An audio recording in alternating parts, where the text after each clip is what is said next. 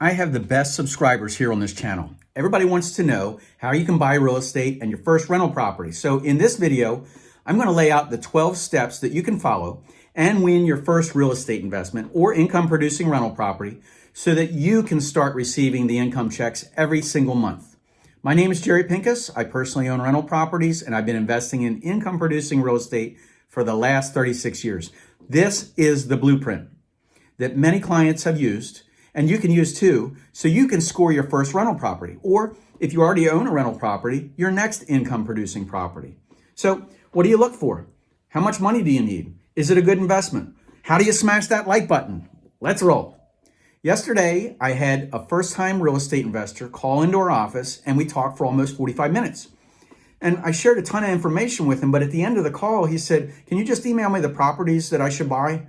I said, "Dude, you really have to have this knowledge that I know so you can avoid the pitfalls that are costly and continue to invest in your second, third, and fourth properties into the future, because that's the long-term plan. That's the goal."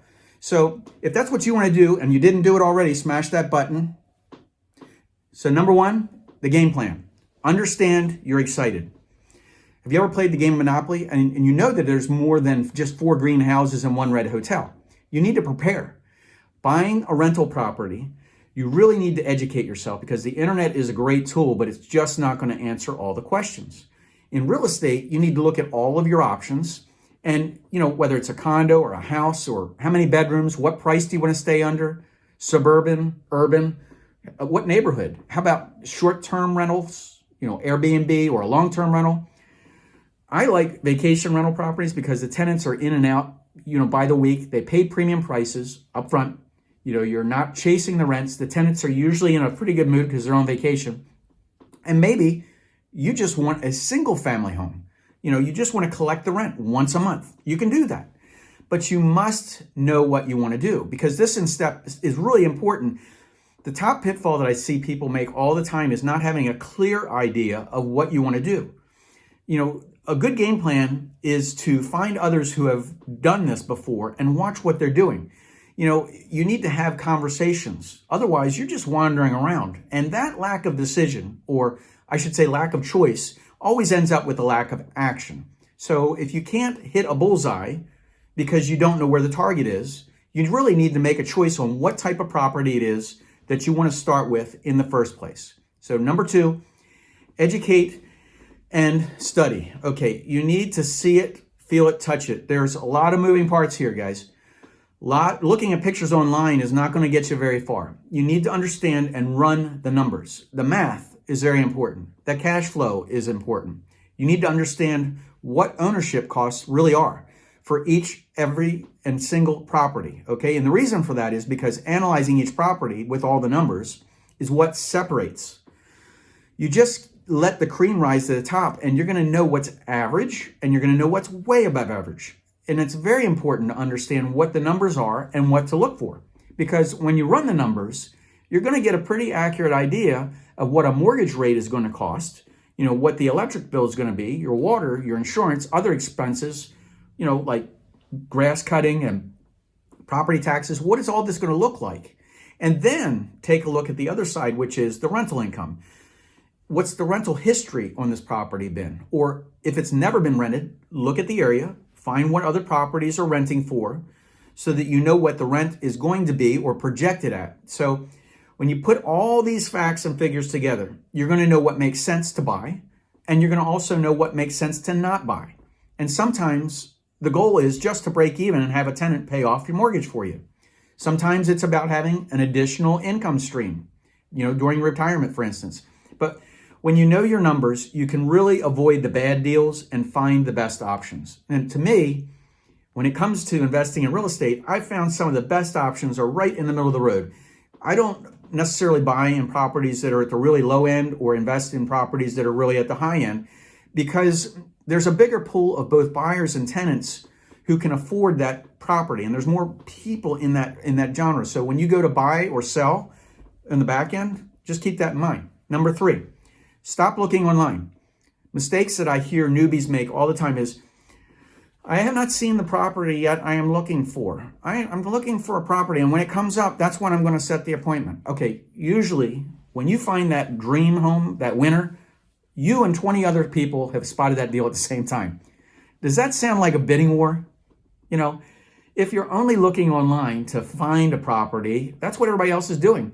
You're competing with everybody else. But I've also seen where sellers who are getting a divorce, or they have a death in the family, or some other major life-changing event, they're motivated to sell. Sometimes these can be winners.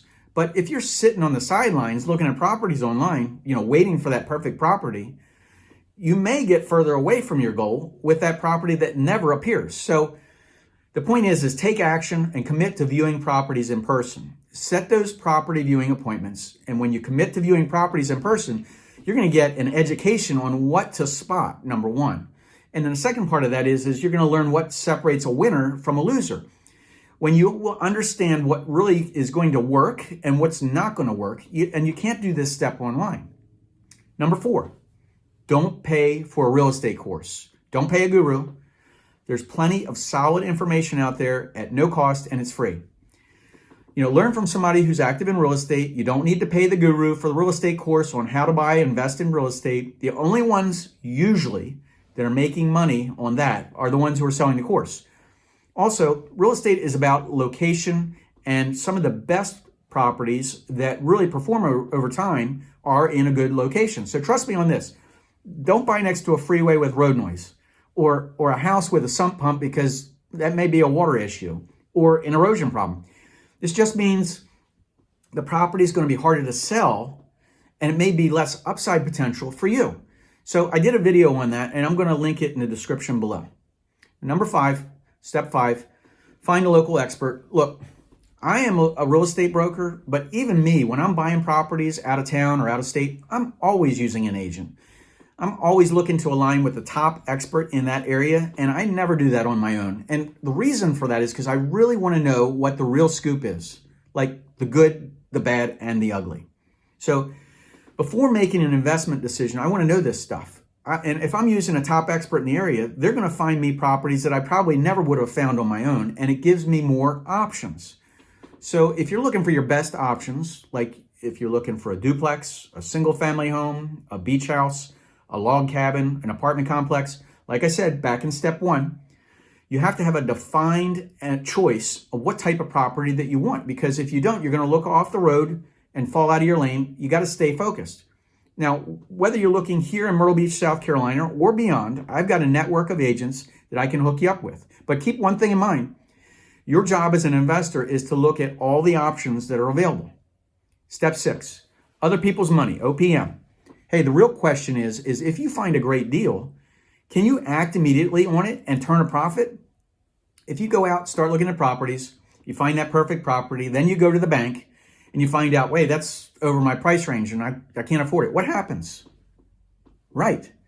If you're not paying cash and leveraging the deal with other people's money, you need to find a qualified loan a loan. So this is a little different than a primary residence that you live in, because obviously you're going to need a down payment to invest in real estate. That's typically most lenders, if it's an investment, they want to see 20 or 30% down, 20, 25% down in payment of your own money.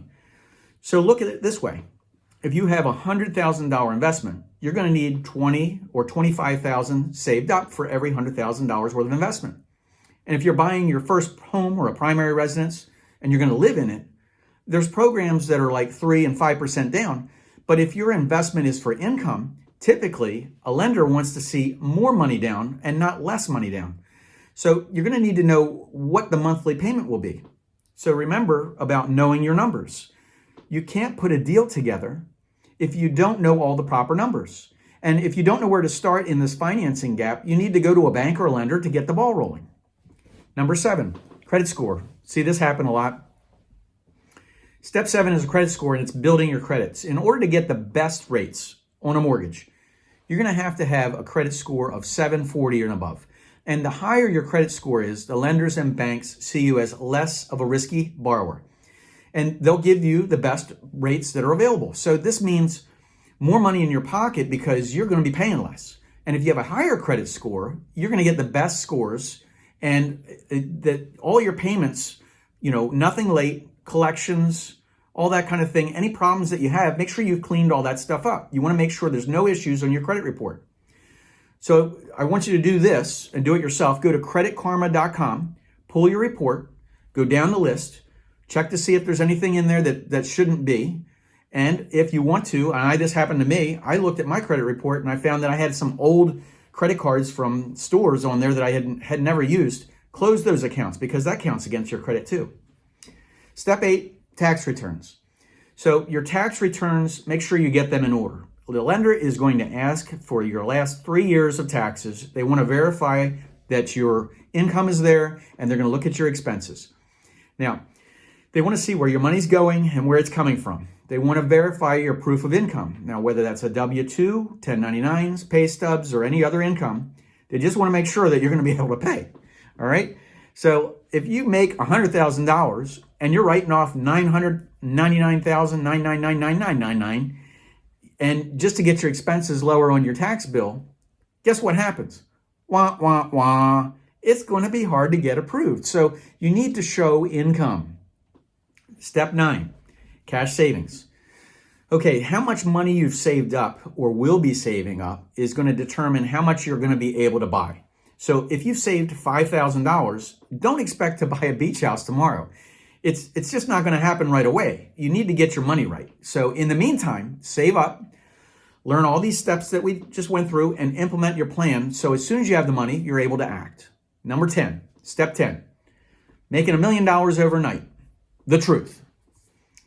This is not going to turn into $1 million empire overnight. That's pure fiction. That's the stuff that they sell you in those real estate classes. The doable thing is maybe over 10 or 15 years. And the truth is, when you're starting out, you've got to get pre-approved or financed. You have your local expert showing you properties and you're running the numbers so you can choose which deals you want to pursue and make an offer on. But you're not going to get your first deal right away. It doesn't happen all the time. It's practice. So if you don't ask, you won't get. Nothing's going to fall in your lap. No matter how many offers, if you don't make offers, no matter how many you don't make, you're not going to get it. Okay, so the truth is about real estate investing is practice makes perfect. And here's another truth in real estate. 80% of the millionaires have achieved most of their wealth through long-term investing in real estate. And it didn't happen overnight. Notice the word long-term. Most of them had a guide or a mentor. And especially when they were starting out, they had a lot to learn.